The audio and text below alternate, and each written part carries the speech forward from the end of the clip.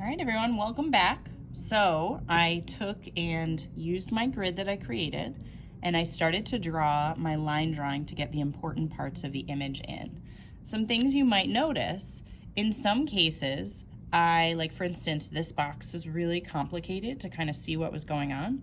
So I went back in and I lightly split the box into 4, and I did the same thing on the box I was capturing. That way I could see where the pieces of the pupil needed to go a little more accurately. Notice I also didn't do things like starting to shade and put those shaded details in until I get the whole, like all of the shapes and lines that I see. We're going to talk about value now. So some of the things that I captured here, this piece, this is some of the eyelid, but it's all in shadow. So even though this isn't a sharp edge that you see there, I drew it as this like long bent triangle. It's just kind of easier to map out where things are to begin with. In the same way, I made this ring around the iris of the eye, and I'm gonna have, in some places, it's gonna be a sharp value change, and in others, it's gonna be a little bit more slow. But I just wanted to kind of map where things are in the picture. Now at this point, I can start to work on adding value. And some tips with that, I have off to the side here some of the things that you can know about using our graphite or shading pencils. Remember, we're practicing this skill of playing around with value. We're gonna be using microns and Sharpies, or you're gonna be using Scratchboard to achieve these effects.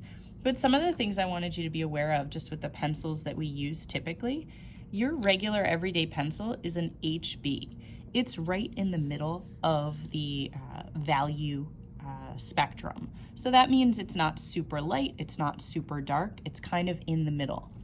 Then we have shading pencils or value graphite pencils that are lighter. So typically it would go from HB to 2H, 4H, 6H. Sometimes there'll be items in between, but those are typically lighter and lighter. The graphite tends to be a lot harder too, so there's less blending when it's lighter. On the other end of the spectrum, we have darker graphite pencils. It's softer, so you can put more of the graphite down. And those would progress 2B, 4B, 6B, and so on. So when you're trying to get your darker values, using a darker pencil and pushing harder is kind of a nice way to go. Whereas if you're trying to get small details, like maybe some of the eyelashes on here, using something that's a little more precise could be really nice too. You can also use your eraser. So for instance, if I want to shade in here and create some of the darker gray values I see, but then I decide I went too dark, or if I want to have a little highlight, I can go back and erase too. Okay, one of the tips that I like to use when I'm choosing values in my picture, you want to think about the whites that you don't really want to touch or you know you're going to erase. You want to think about the black or the darkest values, which to me, I see it here and probably in the pupil. And then there's lots of grays in between. So we're going to keep comparing. How dark is this gray compared to this dark gray? And you might press harder or use one of the 2Bs over here, where the gray over here might only be an HB. Okay, I'm going to start with some of my darkest values. So I like to kind of get some of these darker values at least started in here so that I have something to compare to. And I'm not just shading what I see without looking, I'm doing a little bit of shading, and then I'm looking back up at the picture just to get a kind of an idea of where I am. Notice I'm using the pencil kind of on its side. I'm not holding it up like this. I'm kind of bending it down because I know I have a lot of shading to do a large area. Okay, I've started to get some of that dark value in. I'm gonna do the same thing in the pupil. And then I'm gonna switch to my HB pencil so that I can start to build up some of the grays that I see here. I'm gonna erase some of my grid so that it's a little less visible. And I'm gonna focus on kind of creating a value that's kind of a lighter one than the pupil that I see. Once again, I'm kind of holding my pencil on its side. That way I can shade a little bit more and it's not making sharp lines.